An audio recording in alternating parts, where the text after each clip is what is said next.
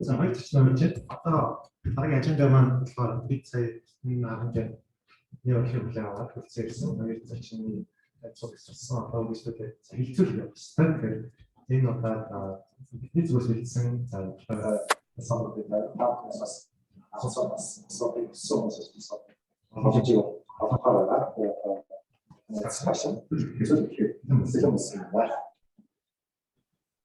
За мэдээж хэрэг арга хэмжээний маань шийдэн маань болохоор бизнесийн салбарт их ашиглах юм заяа их ашиглах үнцэн үүсгэх сэдвээр ярилцж байгаа. Тэгээ магадгүй ийм учраас бид нэр байгууллагын бизнес класс нас ярилцах хэрэгтэй байна. Гэхдээ яг одоо эхний хэлцүүлгээ эхлэхдээ за хувийн класс нь үргэлжлэлтийн класснаас удаа гэж бодож байна. Тэгэхээр яг одоо энэ бол олон хүмүүс ирсэн байгаа. Өөр салбарын одоо энэ салбарыг сонирхоод энэ салбар руу хөлтэй байна. Анхаас нь судлаа гэсэн сонирхолтой байсан. Тийм учраас энэ салбар руу яагаад сонирхож та хоёрын зүгээс энэ салбарыг яагаад анхаас нь сонирхож судлах болсон бэ гэдэг талаас нь эхний асуултаа асууя гэж. Яг сарын хэлээр бол хэцүү байшээ одоо эдийн засгийн одоо мэргэжилтэй мастер бакалавр физик хийж ирсэн. Тэгээд эдийн засгийн хүн яагаад таахаас гэдэг амгалангийн бас яагаад энэ салбар руу хөлтэй болсон бэ гэдэг асуултыг хамгийн ихний асуулт болоод хоёрсоос асууж байна.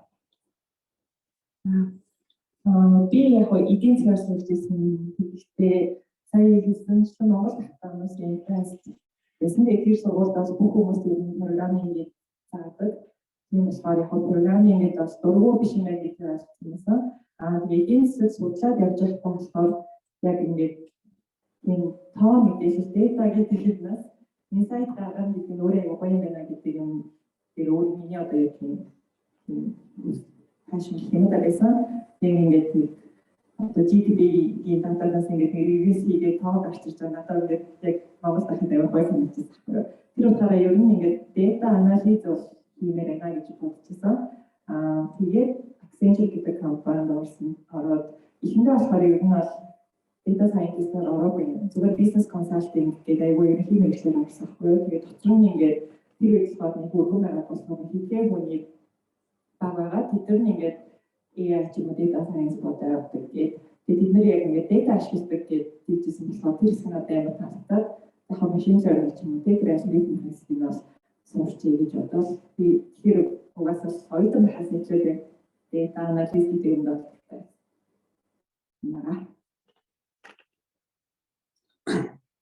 Би болохоор түрүүнд хэлчихсэн шүү дээ нөгөө Лондонд авах нэг профессорын датад сүнсгэж байгаа. Дата дээр ажиллах боломж олсон.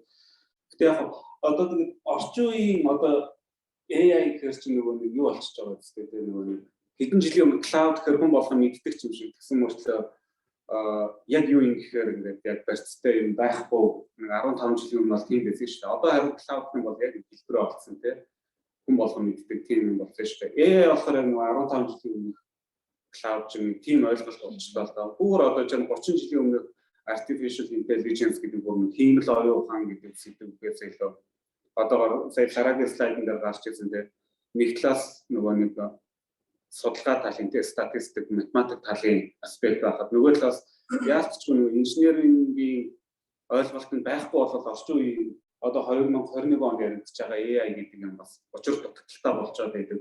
Тэгсэн мөртлөө тэр нь бас нөгөө бизнес үнцэн үүсэхгүй болохоор одоо энэ чат болохгүй шүү дээ. Тэгэхээр дор хаяжийн 3 төрлийн аспект байгаа байхгүй. Тэгэхээр би болохоор миний мэргэжил IT болохоор нөгөө инженерийн талынх нь болохоор туршлага анхнаасаа байсан баг.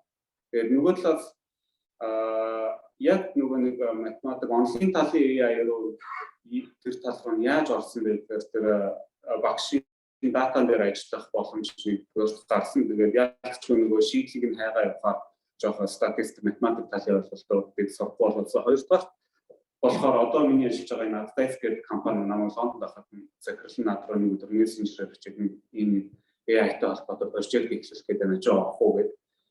Тэр үед чинь нөгөө ремотор 4 жилийн өмнө ремотор ажиллах гэдэг чинь нэг тийм нэг одоогийн шиг ийм энгийн ойлголт байгаагүй гэсэн. За тгийгээд үзээд тэгээд хамгийн анх яаж ирсэн бэ гэдэг нөгөө deep learning AI үүсгэн байгуулсан Andrew Ng-ийн Coursera-гийн курс эдэн шүү дээ. Тэрийг тэгэл нөгөө нэг прожект нь орё гэж хэлчихэл тэр курсыг яг 3 сар нухад үтсэн. Тэгээд яг нэг их сургуулийн IT-ийн мэрэгчлээ болгоос ч юм уу. Тэгэхээр чинь дор хаяж нэг шугамар импресс ойлголттой байгаа шүү дээ. Тэгэхээр нэлээд гайгүй хөрсдөө тэгээ сурсан гэх юм уу да. Тэгээ тэрний дараа тэр бүтээгдэхүүнээ ингээд хөгжүүлээд яалтчгүй нөө бизнес клиентуудын яриаг сонсоод тэрэнд нь ингэж шийдэхгүй болохгүй мэн гэдэг юм тэгэл яаж хийж байгаа нөгөө нэг хар ухаанаараа юм уу хөгжүүлж явсан. Тэгээд яалтчгүй дараа тэр нь дараагийн одоо юм зүүнний сургалт хийхэд бас нөлөөлсөн. Тэгээд дараа нь эдийн засгийн компанид бас AI шийдэл гаргадаг инженеруудыг бэлдээд явах боломж олгсон. Одоо тэгэл нэг юм нөгөө рүүгээ ингэж чиглүүлсээр хагаад одоо нэг ийм менежер позишн дээрсэн л явж байгаа тийм AI энэ төр ярьж мөрөд. Савлаа тэгээд сонирхолтой бас карьерийн карьер сонирхолтой санагдчихсэн суултаас орсон. Тэгээд сая project орохтой энэжиг курсыг үзээд ингээд яасан. Тэгээд сонирхолтой санагдсан. Дотоос энэжиг хэлсэн саягүй байгаа. Тэгээд project энэжиг хэлсэн саягүй олон байгаа. Тэгээд магадгүй яг энэ салбарыг сонирхоод анхудаа хөл тамирч байгаа хүмүүс их олон байгаа. Тэр хүмүүс магадгүй энэжигийн сургалтыг санал болгохоор гэж үзтгэлтэй. Одоо яг зүгээр анх хөл тамирчид эхлэлтийн цэг хаана байх хэрэгтэй юм те. Магадгүй хэл шинжилгээ ч юм уу өөр салбарын одоо арчуулагч юм уу бүх сургалт ямар ч шинжилгээ юм байж болно. Тэр бүх салбарын хүмүүсээс одоо дата аналитик одоо AI одоо хэд яриад бүгд яриад байгаа. Тэгээд тэр салбарлаа ингээд энэ салбарлаа ингээд хөл тавья гэж бодож байгаа хүмүүс юунаас их хэвчтэй. Эхлэлтийн цэг юу байна? Магадгүй энэжигийн хичээлийг үзээгээд зөвлөж хэлэх үсэл өөр юм зөвлөж хэлэх. Хоёр зүйлсээ анх удаа хөл тавьж байгаа хүмүүст одоо юу зөвлөх вэ? Эхний алхмыг зааж өгч. Би яг Andrew Engine курс жуулна их сонирхолтой жоо энгийн дөө амархан тайлбарлах шүү дээ. Хэцүү ойлголт. Тийм болохоор мэдээж тэрийг үзчихвэл хэрэгтэй нэг ямар ч зориггүй үзэхээр бас явж өгөхгүй. Тэгээд дундаасаа замхарчих магадaltaй болохоор уул нэг project ч гэдэг юм те. Одоо MLB-ийн зохион байгуулалтад Kaggle тэмцээнүүд ч гэдэг юм уу. Нэг тийм зоригтой ажил дээр эсвэл одоо яа нэг ийм датануудыг нэг юм хийгээд нэг шин санаа гаргаад хийж туршиж үзэх явдаг ч гэдэг юм уу. Тэгчээд тэр Andrew Engine-ийг үзэх юм бол гэлсээ явчих юм болов уу гэж бодчих. Тэгээд нэг юм дуусгач болно тэгээд амар юм гэж хэлдэг. Sense of accomplishment гэдэг нэг юм дуусгачлаа гэж нэг тийм мэдрэмж төрөл дараа ярих юм бол хийдэг явчих болно гэж бодчих. Сайн. Ер нь бас сан санаатай санагдаж тэгээд арай өөртөө ойрхон өөрийнхөө зөвхөн мэддэг тэр салбарынхаа тийм сэдвийг сонгоод энэ дээр ингээд юм хийгээд үзье гэж тэгээд явах юм бол одоо өөрийнхөө тэр нөгөө мэдж байгаа юм ингээд ашиглаж явахаар илүү гоё мотивашн өндөртэй авах гэж бодож байна. Түүнээс ямар курсээс хэлбэр гэдэг Andrew Engine-ийг хэлсэн байна. Тэгээд хонтоо асуурыг яг нэг өөрөө би тажиг сурдаг юм уу аахгүй юу? Яг ингэ хэрэгтэй зорилго болох юм яг гоо тэгэхээр яг ажил дээрээс ингэж шинэ прожектэд ороод за одоо энэ дээр чи Python дээр код хийгээд тиймээс мэдчихэв тий. Одоо энэ deep learning ашиглана гэж хэлсэн тэр юм зүйлтэй ийм зүйлийг хүмүүс би бол яг ажил дээрээс хэлсэн. Тэгэхээр өөрийнхөө одоо юм сан чанараа бодож байгаа юм байна. Бид залтаасаа яг энэ салбартаас энэ салбар руу ахад бол яаж хэлэх ёстой вэ гэдэг асуултыг асуусан. Одоо тэгээд дараагийн асуулт бол ингээд юу вэ? Түрүүнд ярьсан data science гэдэг болохоор нэг талаар computer science, mathematics, statistics за одоо бизнес knowledge тийм одоо domain knowledge гэх юм уу тийм бас салбарынхаа мэдлэгтэй байх хэрэгтэй. Энэ гурван нэг цэг тогтолцож байгаа data science гэж байна. Тэгэхээр data scientist гэхээс илүү модель гэхээс илүү data analyst гэдэг хүн ямар байх хэрэгтэй. Data intuition гэж ярьдаг шүү дээ. Одоо тийм мэдрэмж зөвсөх гэх юм уу. Data intuition гэдэг нь хаанаас гарч байгаа юм. Магадгүй data analyst бол technical skill, hard skill-ээс гадна тийм intuition аягүй чухал юм шиг. Миний бодлоор гэж боддог. Тэгэхээр data intuition гэдэг зүйлийг яаж авах хэрэгтэй. Тэгвэл та энэ надад бодсон. Эдгээр мэдлэгтэй гэдэг би шонгон нэгээс мэдлэгтэй байх хэрэгтэй. Шонгон нэгээс бол technical skill гэдэг нь цааталтаа data intuition тийм мэдрэмж суудаг шүү дээ. Тэгэхээр data intuition гэдэг зүйл одоо тэр чухал юм. Тэрийг одоо юунаас авч явах хэрэгтэй. Мэдрэмж дата дээр ажиллах нэг тэрийг одоо хаанаас авах хэрэгтэй гэдэг талаас нь энгийн тайлбарлаж байна. сархал. Наад чинь intuition гэдэг нь ингээд анализ хийж явахдаа тэрийг одоо яаж тайлбарлах юм те зөв буруу нь яаж мэдэх вэ гэсэн үг тийм. Тэр бол ер нь за угаасаа хүний тэр угаасаа чаддаг хүн гэж бас байгаа. Тэгээд ер нь бол олон цаг хийж зарцуулсан харсан байх гэж бодож байна. Тэгээд стилийн хувьд гэх юм бол ерөнхийдөө critical thinking тэгээд датагаа хардаг. Тэгээд background-ийн одоо domain knowledge-тэй байх юм бол ер нь бас болж бодож байна. Ирсэн үр дүнгийг харчаад энэ ийм байж болох гэсэн үг бодож штэ. Ингээ хараас бүр нэг автомат бодлого үүсгэж юм уу гэдэг чинь тэгэхээр энэ чинь бас нэмэгдүү байдаг гэсэн тэр domain knowledge дээрээс нь цаагарсан байх материал өндөрлөө гэсэн тийм critical thinking чинь эсвэл гэдэг ийм байхгүй шүү дээ. Тийм юм ингээд бүр одоо өөрөө нэг хичээхүүгээр бодож сурах юм бол яг intuition-тэй бодлого гэж үзэж байна. Шууд хараад санасан юм да. Тэр чинь яаж суух вэ гэхээр гарч ирсэн үр дүндээ эргэлзэх хэрэгтэй юм байна.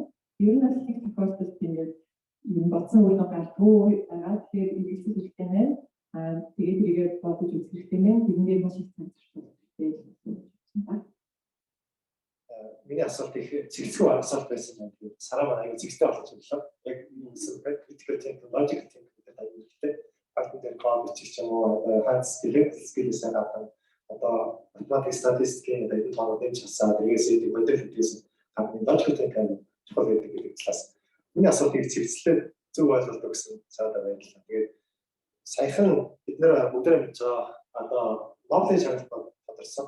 Тэгээд та бас сумаар хэлэхэд миний санаанд авч ирлээ. 2021 оны эдийн засгийн салбарын Нобелийн шагнал форум олж авсан. Тэрний нэг нь Josh Engrist, MIT-ийн профессор.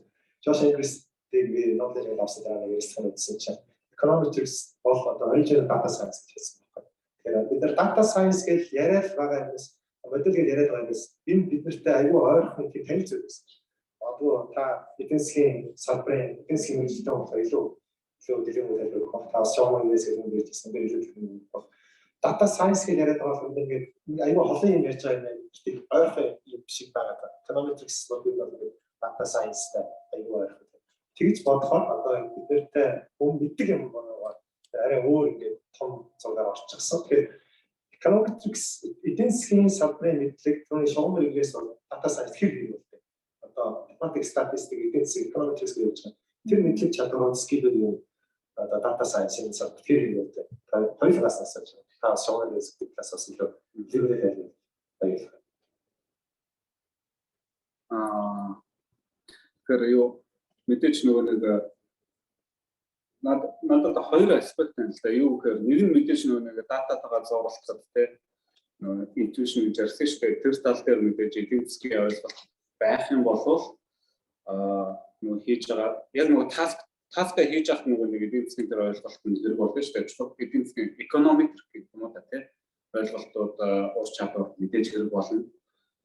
Тэгээд тэр болохоор маргаангүй. Хоёрдугаарт болохоор юу гэхээр өнөөдрийн бизнестэй AI-ийн бизнес.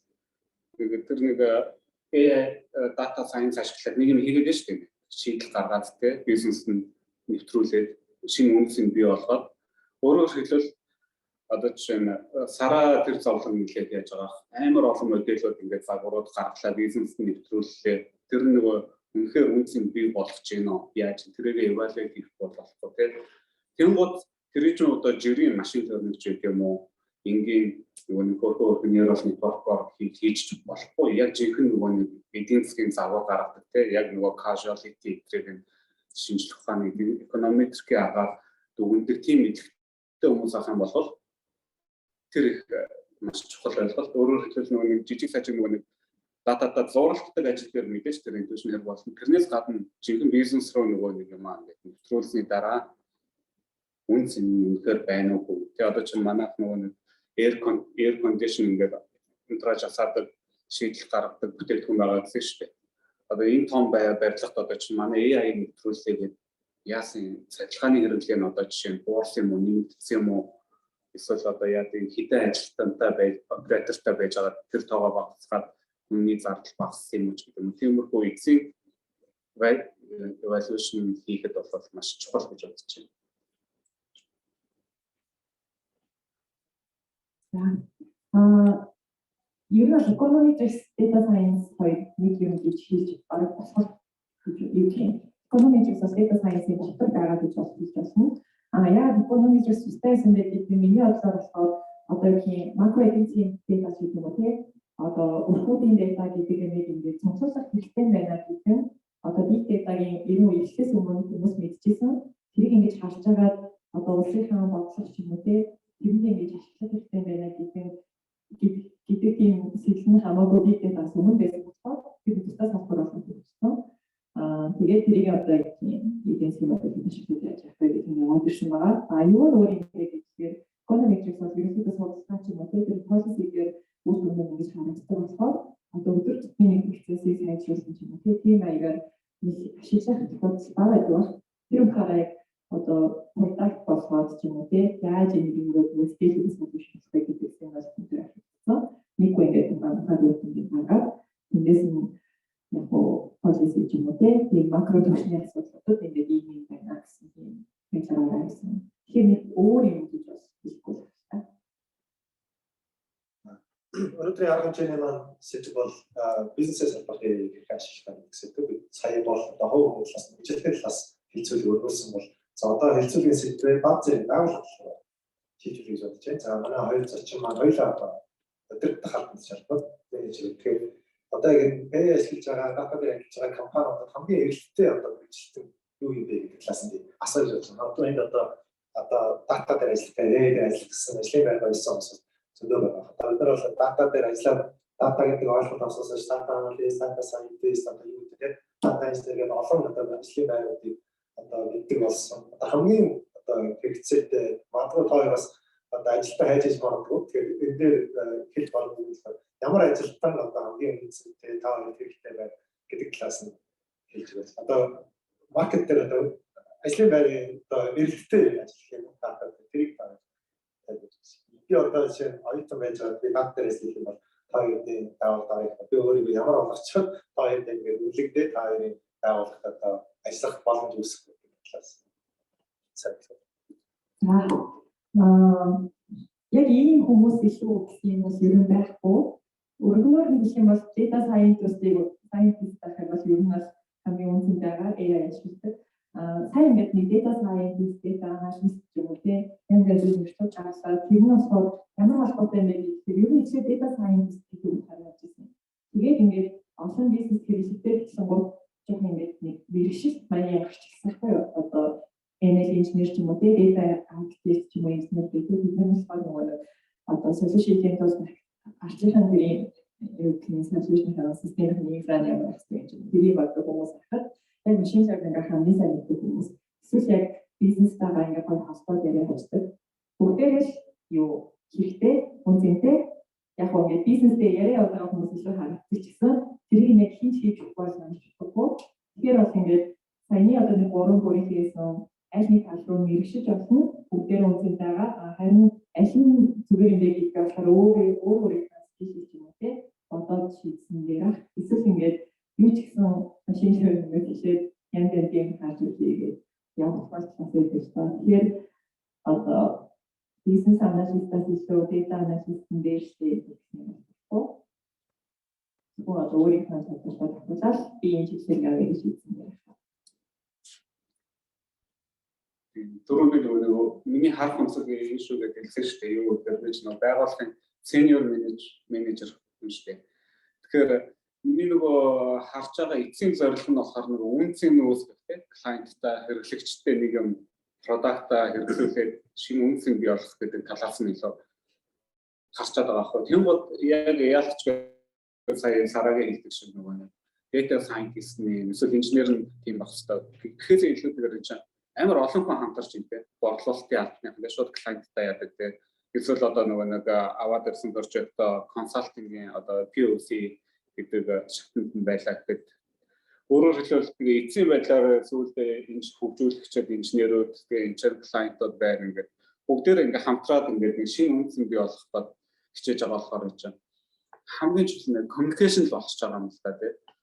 мэдээж нөгөө нэг AI-тай холбоотой хэсгээ мэддэг байхгүй болохгүй амар мундаг сайн чадвартай тийм hard skill байхгүй болохгүй. Гэхдээ аль ч төвшөнд нөгөө нэг шинэ юм яаж байгаа болохоор ингээд бүгд ингээд хоорондоо юу хийгээд байгаагаа нэг хэлээр ингээд ойлголцдог. Тэр л хамгийн чухал гэхээр одоо нөгөө communication skill юм уу та. Хийсээр яриа болчих гээд тэгээд одоо ямар юм бэ?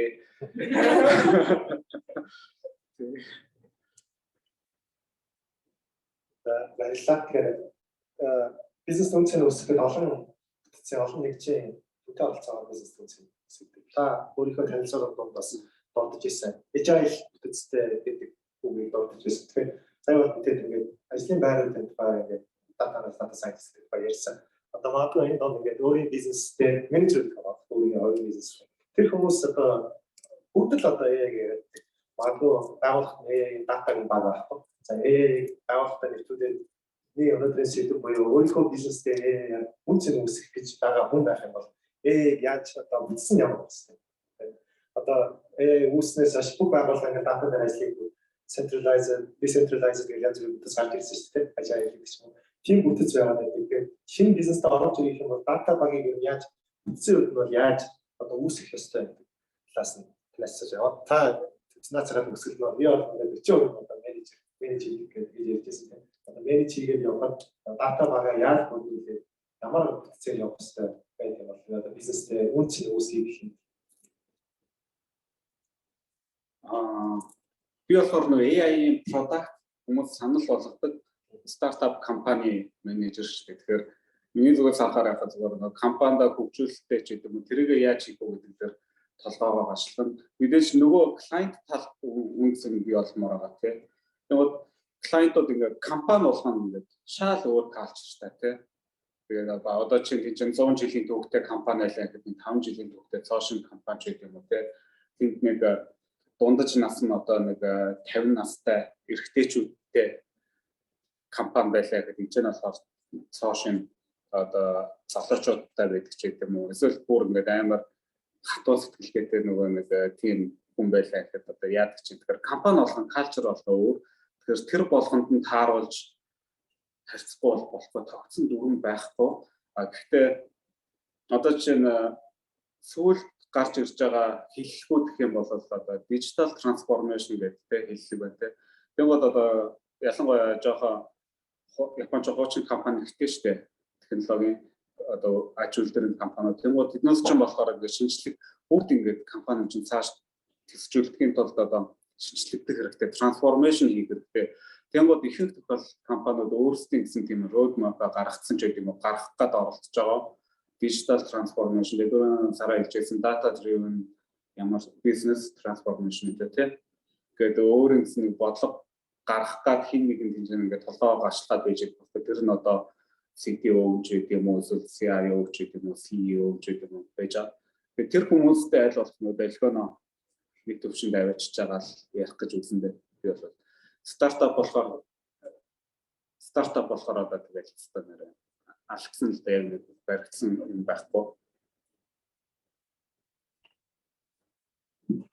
За ерөнхийдөө нэг тийм яригдсан томьёо байхгүй гэдэг бас санал хэлж байна. Яг уу би нэг хийжсэн прожектын нэг прожектыг ийм маягаар хийсэн юм гэдэг юм бас хальт ярьсан нэр юм болов гэж бодлоо.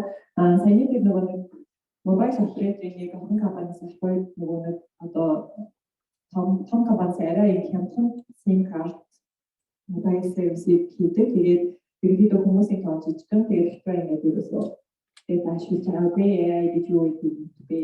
Яг Японы компаниуд ингээд ерөнхийдөө нэлээд дундаж насны бүтээгдэхүүн гэдэг юм уу? Тэгээд ерөөсөө ингээд AI гэдэггүй гэсэн тийм компаниуд ажиллажсэн. Тэгээд тэр үед болохоор яжсэн бэ гэхээр эхнийх нь болохоор ингээд Японы компаниуд компаниуд ингээд яг нэг хэлтс хэлцээр ингээд ажиллаа хувааж авчаад тэгээд хоорондоо нэг юм холбоогүй эдгийн бүстэй компаниас авахгүй. Тэгээд яг гоо ингээд тэр хэлтс албан дээр төгсөж байгаа датаг ингээд бүгдийг ашиглах бол тэр компаниг хамгийн байгаа ресурс зөв ашиглаж байгаа болж байгаа гэсэн ингээд хоорондоо уулздаг болохоор тийм ч хэцүү юм даа гэдэг тэр үед нь болохоор ингээд бүх одоо департаменттэй харьцдаг нэг юм data хэлтс гэх юм уу да data driven management хэлтс гэдэг нэртэй тийм хэлтс байгуулаад Тэгээд бид нар ингээд компанийнхаа нэг хүмүүстэй авчирсан та нар одоо ямар яг хөө гэдэг хийж явжсэн. Тэгээд нэг өөр нэг нь болохоор сая Amazon байгаас ирсэн нөгөө CXO гэх юм да. Бүгд хамгийн дээдтэй топтай байгаа хүмүүстэй энэ одоо data-гийн департаментын шууд харилцдаг. Тэгээд ингээд за одоо бид нар компани гэдэг утгаараа ямар асуудлыг data шийдмээр байгаа юм бэ гэдгийг ингээд цааш нэг удаа ч юм уу яриад ийм гэсэн шүү дээ. Явахаар нөгөө нэг яг компани гэдэг утгаараа одоо data driven ч юм уу AI ашиглаад хийж явъя гэдэг ингээд нэг зөв рүү хардаг байгаа. Тэгэхгүй ингээд нэг департаментын байгууллагын нэг юмас хамаардаг болчихдог. Тэгэл яг тэр хоёрыг хийж яваад тэр өөр нэг юм түр ярьчихсан нөгөө хийж байгаа хүмүүстэй бидний хийж байгаа юм чи ийм сайн юм шүү.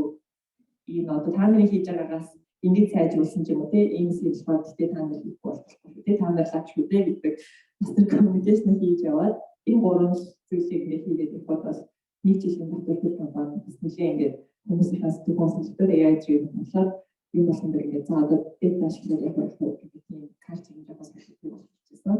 Би тийм байдлаар хийсэн байгаа. Нэмээд нэг point дээр санагдчихлаа. Сарагийн юм яран дээр ч гэсэн гарч ирсэн.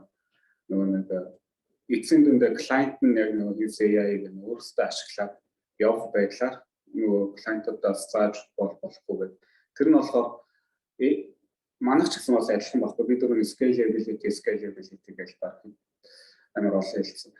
Тэр амар чухал. Тэгээд яалтчгүй AI-ийн салбар одоо шинэ төв бий болж байгаа. Тэгээд энэ дээр одоо судлаачдын сонирхлыг мэдээж татж байгаа ч гэсэн одоо индастри дээр яг нэг AI ажилладаг ч гэдэг юм уу, data scientist-ууд нь бараг л байн дутагдaltaй маш ховор. Тэгэхээр өөрөөр хэлбэл энэ хүний нөөц гэдэг чинь ботлнек болчдөг. Тэм бодч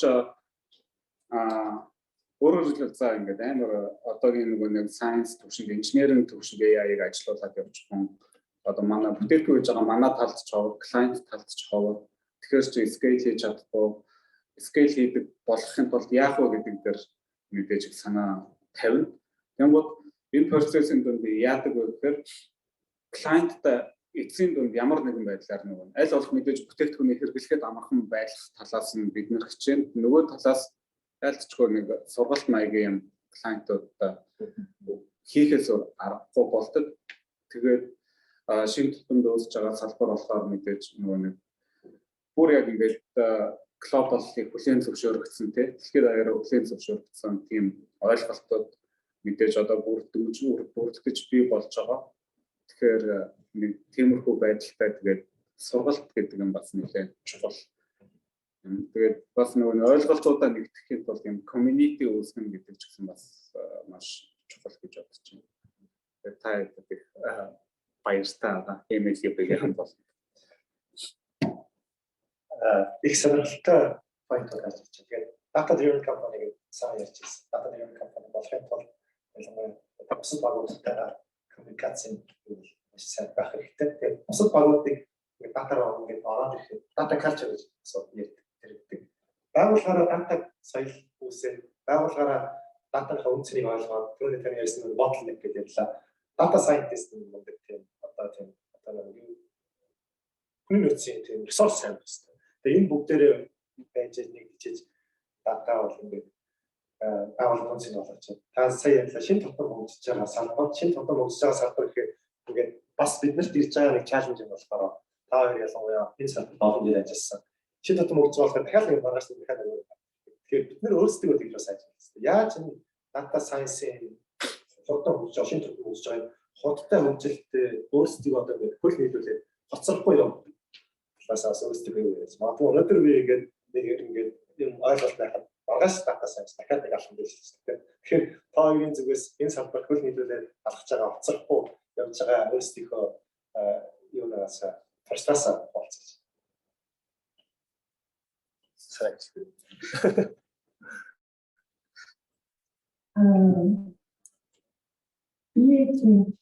Сүүлийн үеийн зүйлс яг ингээд тийм дараа явж байгаа гэж боддог. Цэцэн явж байгаа санаалтай гэж хэлсэн. Яг одоо ингээд бизнес дээр ашиглагдж байгаа AI модельүүд ч юм уу тийм юмнууд ч ингээд одоо яг ингээд шинээр гарч ирсэн гэхээс илүү нэлээд бүр ингээд тогтцсон хэсгийг ашигладаг гэх юм уу. Тэдгээр нь ч ингээд яг одоо компаниудын бизнес дотор орж эхэлж байгаа болохоор тэр утгаараа ингээд надад бол жишээлх юм бол байнга ингээд шинэ юм catch-up хийхгүйсэн ч гэсэн яг ажиллаа хийж болж байгаа. Гэхдээ яг тэрийг ингээд мэдээ авч ингээд чинь үсээ сайн сонсож байгаа болохоор би яасан дээр шахалтаа. Гэхдээ би бас ингээд ийм аргаар би ингээд сүүлийн юу трендийг ингээд хараа аваад идэх яг үндэ нөө байхгүй. Яг ингээд одоо жишээлх юм бол зүгээр модель хийжсэн энийг ингээд продакт руу оруулаад гэх юм. За ийм рол хэрэг болсон юм байна. Энэ хүмүүс ерөнхийдөө ийм юм байна гэсэн юм болохоор Японд хатаад тэр салбарын мэргэжлийн хүмүүсээс нэг асуугаад юу нэг асуучихдаг гэсэн. Яг миний нөгөө угаасаа рол нэг жоохон тийм генерал гэх юм да. Юу нэг ойлгосон байхад жоохон ойлгосон байхад нэггүй мэдгүйсэн ч гэсэн ингээд хэлждэг ийм дөрөөр тэр явсан болохоор хэлэх юм байна. Гэхдээ бүр ингээд байнга catch-up хийсэн ч гэсэн ер нь AI чиглэлтэй ажиллаж биш үү гэж хэлж байна.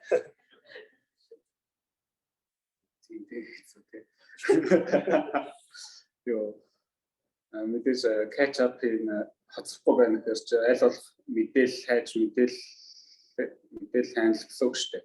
Нөгөө тэр мэдээлэл хамгийн чанартай оновчтой байх тал дээр л болоо ажиллана гэсэн үг шүү дээ. Тэгэхээр одоо чинь судалгааны тал дээр гэх юм бол судалгаа гэх юм одоо онол талынхаа мэдлэгийг байнга brush up хийх хэрэгтэй болно. Тэнгууд ялцч би community гэдэг нь хамгийн чухал болчихж байгаа байхгүй юу? Бэлгээд хэмжээнд кагалт хэдэн жил явсан те. Бөөнөө хаа пэйж юм. Би өөрөө ингээд 10 пейпер уншсанаас бэлгээгээс биш энэ яд ингээ асуучих юм бол дараа. Ингээд хийжтэй штэ гэж хэлээд өгч юм. Тэ. Эсвэл одоо Twitter дээр ялцчгүй нөгөө салбартаа мундаг судлаач хүмүүс штэ. Танигдсан тэр хүмүүсийг даавдаг ч гэдэг юм уу те. Тийм байна. Мэдээж бас бүр үндсэн өөр ойлголтууд шүү. Бүр юу статистик ч гэдэг юм, шугамаа айлтгуулж гэдэг юм. Тэрийгээ ч гэсэн үе сэргээж яхад хэрэгтэй ба. AI-ийнхаа нөгөө нэг судалгаа талаа brush up гэдэг бол тэ. Инженер мэдээж технологи талын өөрчлөлтүүд байгаа тий. Одоо AI-ийн мундаг бүтээгдэхүүнүүд одоо чинь Google Cloud ч гэдэг юм уу, AWS ч гэдэг юм уу тий. Бүгдээр AI-тай холбоотой гоё шийдлүүд гаргаж чинь тэр нь үнээр миний хийж байгаа юм хэрэг болох уугүй юу гэдгийг бас мэдээж бас хараад явж авах хэрэгтэй. Google Colab гэдэг чинь одоо 4 жилийн өмнө бол анх summer school хийж яхад чинь баг нэг хүн танигдсан бол одоо хүн болгон баг Colab дээр юм гэдэг болсон байна. Тэрслийн чинь tool багчнууд юу вэ гэдгийг харна. Тэр мэдээлэл бас community-гээр л хамгийн их дамжих баг орж ирэх баг. Бизнес тал дээр гэх юм бол тэгээд тэр чинь одоо тэр хүмүүстэй л бас ярилцах юм баг та тий. Одоо чинь энэ Andrew Ng-ийн бас нэг юу batch гэлөө. Batch гэдэг newsletter яадаг сервис байгаа тий айталбатай. Энэ тиймэрхүү юм одоо subscribe гэдэг ч юм уу. Тэгэл нэг өдөө байнга л ингээл тэр мэдээллүүдээ чанартай байх тал дээр өөрөө л хичээл хэрэгтэй болсон байна. Yes, catch-up. Юу ч юм санагдчих. Тэгээд community аюулч болчихсон. MLB-ийн зорилго бол сая арай засны маань хэлсэн юутай бол нэг байгаа. MLB бол энэ салбартай хөл нийлүүлсэн мэдлэгийн оролцоод хамтдаа хөл нийлүүлээд ажиллахын тулд бид MLB үүсгэн байгуулсан. Энэ арга хэмжээ бас бидний бас мэдээлэл өгч байгаа гэдэг байна. MLB-ийн зорилго бол тийм. Тэгэхээр одоо хэлцүүлгийн асуулт капитан бас хоёр зочноос маань асуухыг хүссэн асуулт байгаа. Хэлцүүлгээ бас зочноос асуулт асуухаа. Тэгээд та бүхэн асуулт асуулт өгсөн.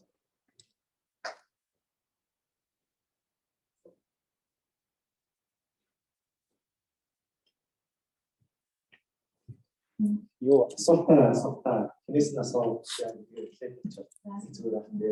Тэнд бол маш олон асуулт өсөж байгаа байх. Аль болох товчхон асуулт явуулах. Энэ асуулт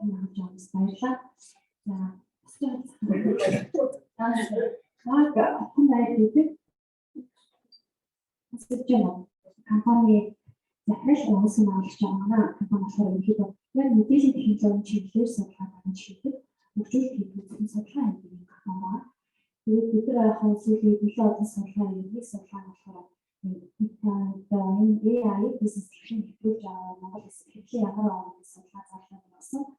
За тэндээр болохоор ихний яс сулааны үүдэн гараагүй гэхдээ ихний хэсгийн одоо батад суулаад ингээ харж байхад ихэнхдээ байгууллагууд болохоор хэдэн 2-3 инчний баг үсгээд тэгээд тэрийг ямар нэгэн байдлаар ямар нэгэн одоо шийдэл нэвтрүүлгээ явж байгаа. Тэгээд тэрийг нэвтрүүлж чадаагүй гэсэн нэг их одоо ихний үүдэн гарсан байгаа.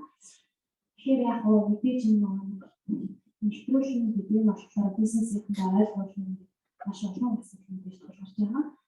Тэгээд хамгийн асуулт яг юу байх гэдэг гэхээр ер нь яг энэ нөгөө одоо AI-тэй холбоотой машин learning-тэй холбоотой энэ шийдэл нэвтрүүлэхэд ер нь тулгарч байгаа асуудлыг шийдэхэд ямар шүү одоо арга барил хэрэгжиж байгаа болон нөгөө бизнесийнхаа нөгөө мэдрэлгүүдийг ятгах тийм бидний зэрэгээ нөгөө шийдэл ойлгох дээрээс нь бас нөгөө хэтэрхий хүнд одоо шийдэл барьж авахгүйгээр хамгийн хөнгөн байдлаар шийдэл барьж аваад тэрийгэ бизнестэй ойлгоод өөртөө гаргаад явж байгаа тэрийг цаашаа хөгжүүлэх систем шиг байна. Тэгэхээр энэ тал дээр та хоёр яг хэмж хийсэн хамаагүй зөвлөгөө өгөх юм байна.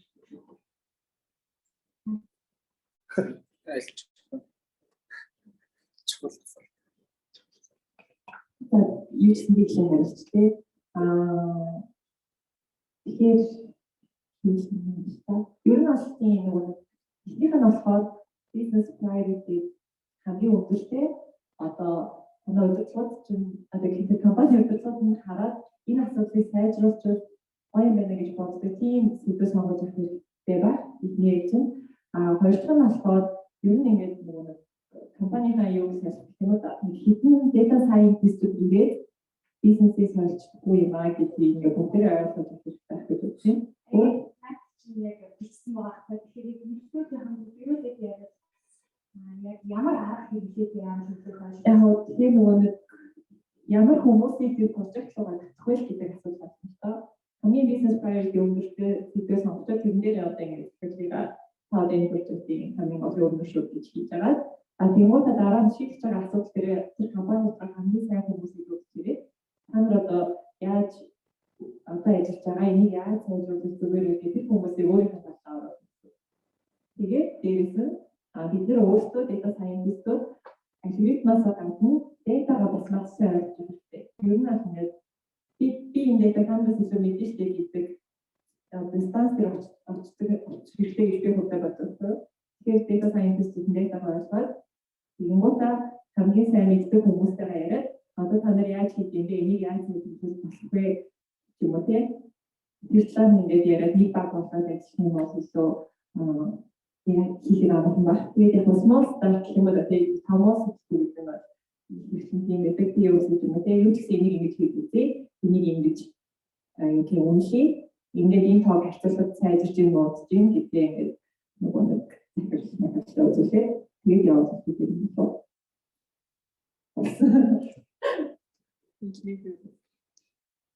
Энэ чухал гоё асуулт байна.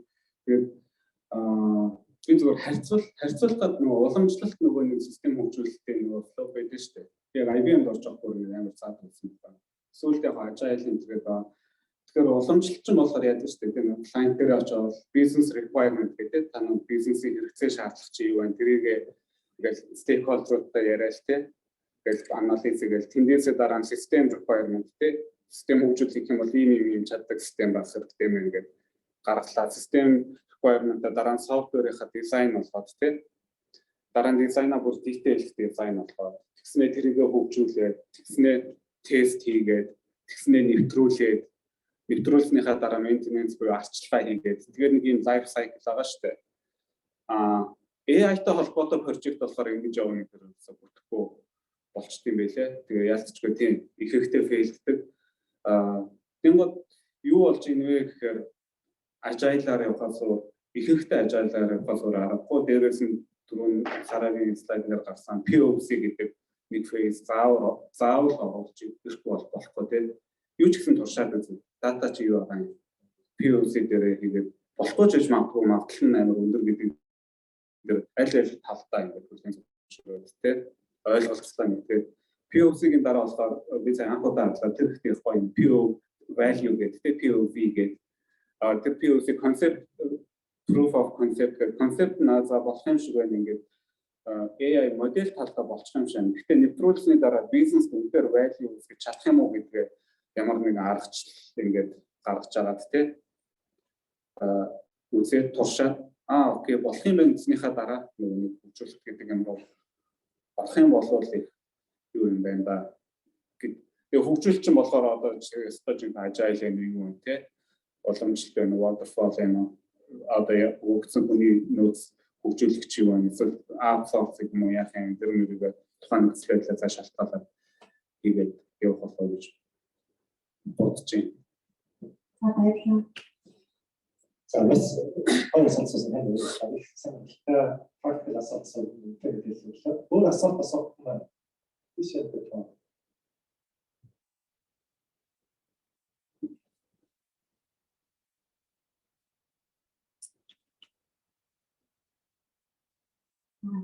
Hello. Mohon saya ini proses ini sangat mau ikut terus sampai seperti itu. Юу боловсруулах вэ? Нэртэй. Энэ л би байхгүй. Аян барахаа Яг текст байдаг гэж байна. Уучлаарай. Өөр асуулттай юм байна.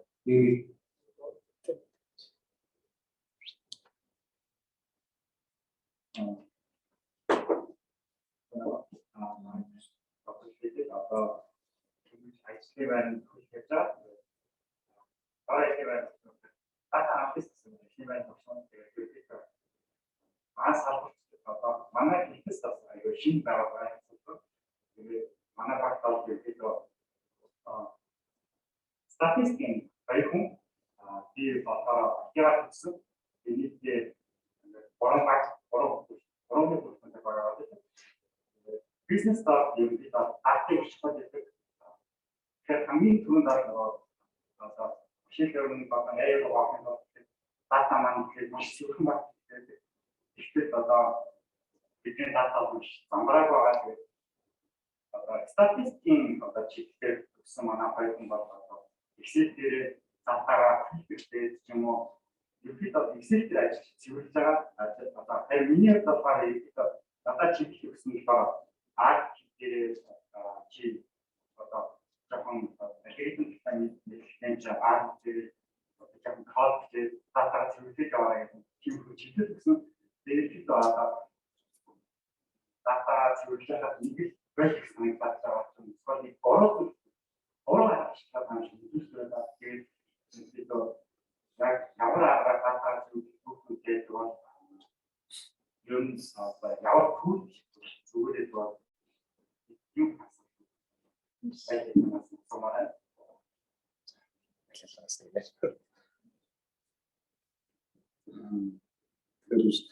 Тэгээ яг л кул юм харагдаад байгаа зү. Тэгээ яс юм дээр нийт цагийнхаа бараг 70-80% ингээд дататаа цугалтаа. Тийм үү зэрэг. Тэр чинь болохоор бодит байсаа. Тэгээ өмнө дэвсгэн компанид авах ялангуяа маркетингтэй холбоотой датанууд их. Тэгэхээр дата чам бүтцгүй тийм цэгцгүй байх магадлал бүр их. Тэгэхээр энэ төр болохоор тэгэл зурлалтаа явна. Best practice юу байна, төлөвлөд юу байна гэдгийг бас хараад явах та. Тэгээ би энэ төр болохоор нэг хайхтар туршлага байхгүй. Ягаад гэвэл би нөгөө одоогийн үнэтэй ажилчин болохоор product гэж байгаа. Product-ийн чинь бид нөр өөрсдөө датаныхаа хэлбэрийг бүтцсэн ямар байх вэ гэдгийг харьцангуйгаар өөрсдөө шийдэх хэрэгчлөө байгаад байгаа болохоор цэвэрхэн датанууд дээр ажиллаад байгаа байхгүй. Сараагийн харин эндээс туршлагатай болж байна.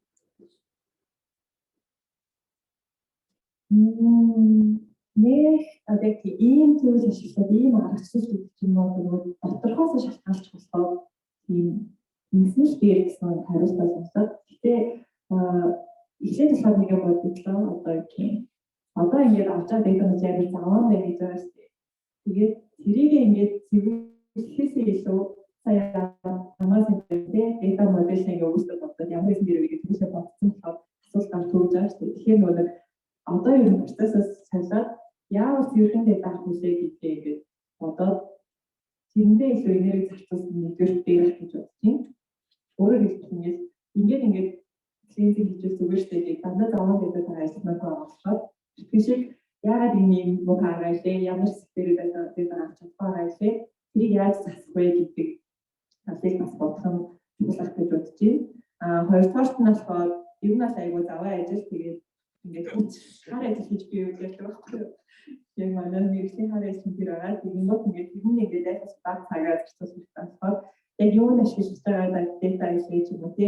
Яг тийм зорилготой хэсгээс томцтой байсан гэж арах гэж бодож байна. Тэр түүх нь бас арч гэсэн Python гэсэн санаагүй Excel дээр ч гэсэн ингээд яг Excel дээр ч юу яхаар нөгөө нэг scale-ийг бодохтой.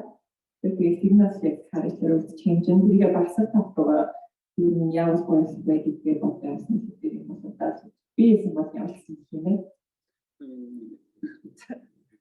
Тэгэхээр ялангуяа сүүл Andrew гэдэг нэг data centric AI гэдэг data чинь бол нөгөө датага ялцч нэг life cycle гэдэг үгнээс нь харуулах бас амар болох юм бол бид тэр life cycle яавал гойцхтэй байх вэ гэж бодож байна. Дата чинь нэг газар үүсгээс нь эхлээд хүртэл гэсэн үг шүү дээ. Яаж датага менежмент хийх вэ гэдэг. Нөгөө data management гэдэг платформод одоо чинь манай тэр Horus AI гэдэг газар биш image processing-ийн бүтээгдэхүүн байгаа. Тэр болохоор бас нөгөө нэг датаныхаа life cycle-ыг яаж менежмент хийх вэ гэдэг дээр нэлээд толгойгоо ашиглаж хийсэн тийм бүтээгдэхүүн байгаа. Тэгэхээр чи одоо чинь танах ч өөр текст ч гэдэг юм уу те юу ч гэдэг хаана яаж үүссэн датаг яаж ашиглаад ямар үнцнийг гаргах гэдэг байгаа. Би мэдгүй болохоор яг нөгөө конкрет хариулт өгч чадахгүй юм л да. Image processing бол манай бүтээгдэхүүн юм байна. Эсвэл одоо жишээ нь сая юу байдаг нэг Weight and Bias гэдэг нэг компани юу гаргасан байсан.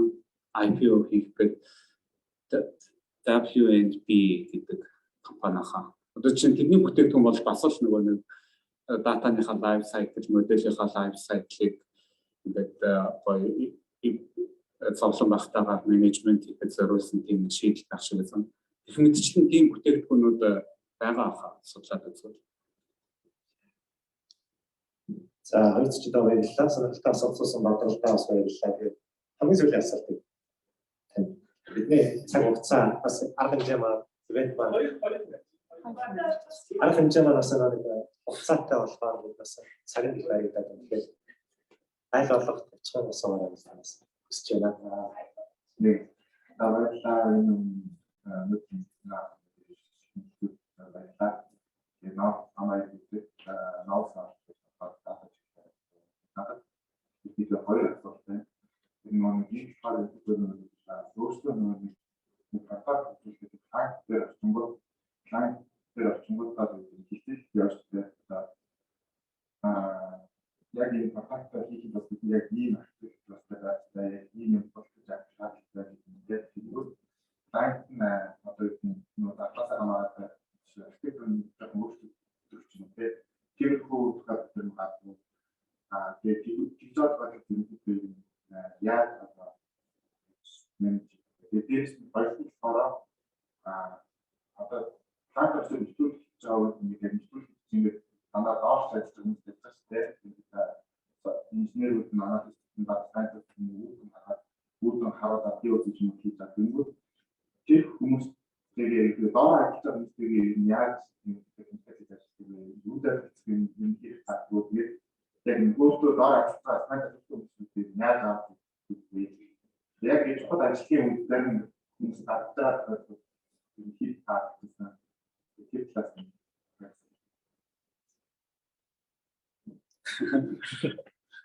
Миний зовлон ярьж байна. Тэгээд би нөгөө өмнөх юм дээр communication амар чухал яриад байсан шүү дээ. Аль талдаа нөгөө communication сайн байлгах хичээлийг хичээх хэрэгтэй байх л та. Ялангуяа би ч өөрөө нэг communication skill-тэй мундаг юм биш л.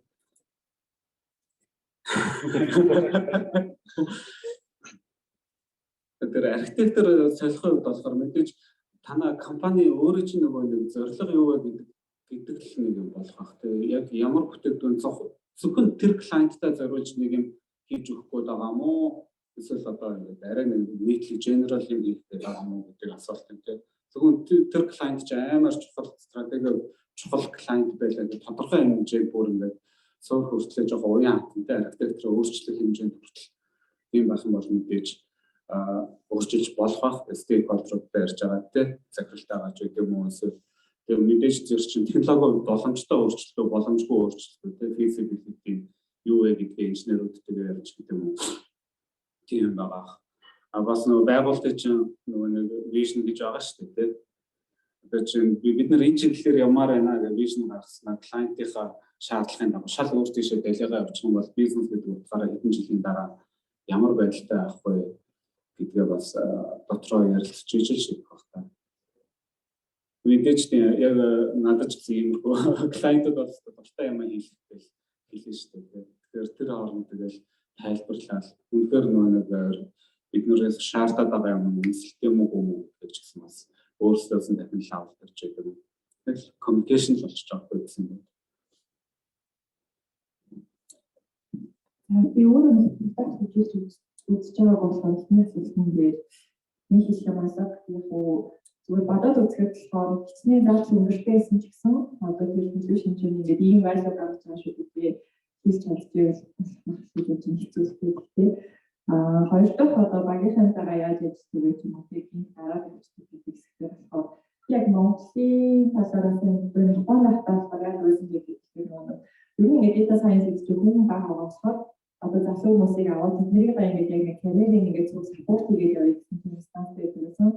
Тэр утгаараа багийнхаа дараа нэлээд ингээд байнга ярьдаг чи одоо юу гэмээр байгаа тийм ямар ч хэлээр одоо сайн ярьсан бизнес ч юм уу инженеринг дээр ч хэлээр явмаар байгаа гэдгийг хүмүүс ярьцаа дараа нь хамгийн босон байсан явдаг. Тэр утгаараа менежер гэдэг утгаараа нөгөө хүмүүстэй ингээд хиймээр байгаа ажлыг нь олж ирэх гэдэг нэг ажил хийх юм байна.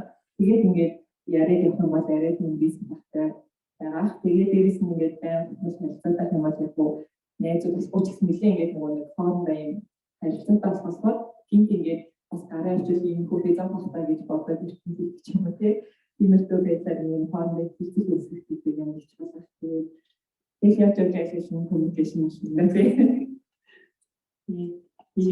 тийм. Сонсосон тав байдлаа гэж санаасаа хэлцүүлгээ энэ өөрөө өндөрлөл хийж бодож байна. Гэхдээ өнөөдрийн бизнес сэтгтэй арга хэмжээний тав бас их сонирхолтой олон мэдээлэл өгсөн байхаа гэж бодож байна. Арга хэмжээний дараа бас зочдоос үүдэн бас networking session байгаа болохоор тэр үед тав бас асуулт болон үүсгэх хараг байж. Тэгэхээр энэ хэлцүүлгийг энэ өөрөө өндөрлөлөө хэлцүүлгийн хамгийн сүүлийн одоо програмыг тоолох гэж бодож байна. Бизнес гэдэг сэдвэртэй бизнесийн салбарыг мэдээлэл амартай. Ямар салбар байсан байж байгаа ямар салбарын бизнес гэж байна.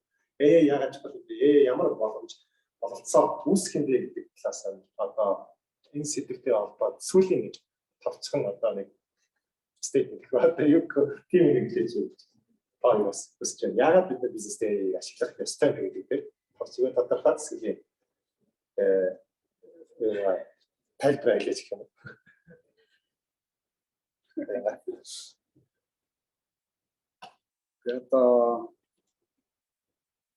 Тэгэл одоо хүний хөгжлийн төвтэй харах юм бол одоо яа гэм бэ? Уурын үйлчлэгүүр яалаа, цахилгаан үйлчлээ, интернет бий боллоо. Энэ бүхэн одоо хүн төрөлхтний одоо амьдралын хэм маягт ямар өөрчлөлт авчирсан бэ гэж бодох юм бол мэдээж амар ойлгомжтой дүр зураг харагдаж штэ. Тэгэхээр AI-ийн хувьд ч гэсэндээ угаасаа ингээд нэгд ингээд хаасаагүй ингээд data гэдэг юм ингээд ямар нэгэн байдлаар үүсчихэд юм нийгэм болцсон байхад тэрийг ашиглаад ингээд бодит үр дүн гаргаад эхэлсэн тэр нь одоо академик ертөнцийн ч гэсэн мэдээж ойлгомжтой болсон юм. Одоо тэр нь индастри руугаа ороход эд ороод явж байгаа энэ одоо би одоо нэг маргаад ах юм одоо байгаа мó л гэж харж юм л та. Тэгэхээр ялч угаасаа хүсээгүй бид нар хин нэг хийхгүй бол өөр хүмүүс хийгээл явхаар тийм ингээд өөрчлөлт тийм энэ донд тэгээд хэдүүлээ одоо аль хэвд нь яаж явах вэ гэдэг дээр л асуулт байна уу гэсэн нэг AI чухал үгүй юу гэдэг бол миний хувьд бол эргэлзээ бол байхгүй л гэж бодож байна. Би бас санаж байна. Ер нь бол зарим нэг таскийг хүнээс илүү урдан илүү одоо үр дүнтэй санаар хийж өгч байгаа. Зарим нь болохоор бидний өөрсдөө хиймээр байгаа юм гэж хийж байгаа. Тэр утгаараа өөрсдийнхөө дургуй зовлонтой одоо AI тэгвэл илүү тийм креатив бүхтэй юм одоо явах тийм боломжийг олгож байгаа болохоор ер нь сонсон өөрөөсөө явах тэр донд би хаанах хийдэг одоо юм хэрэглээрээ санаж байна. За баярлалаа. Тэгээд өнөөдрийн арга хэмжээний маань хилцүүлэг хэсэг хэлж байна. Өнөөдрийн арга хэмжээний маань тэ цаг хугацаагаа зориулаад зочид маань бидэн бас тэ мэдээлэл туршлага олгосон баярлалаа. Дахин баярлалаа.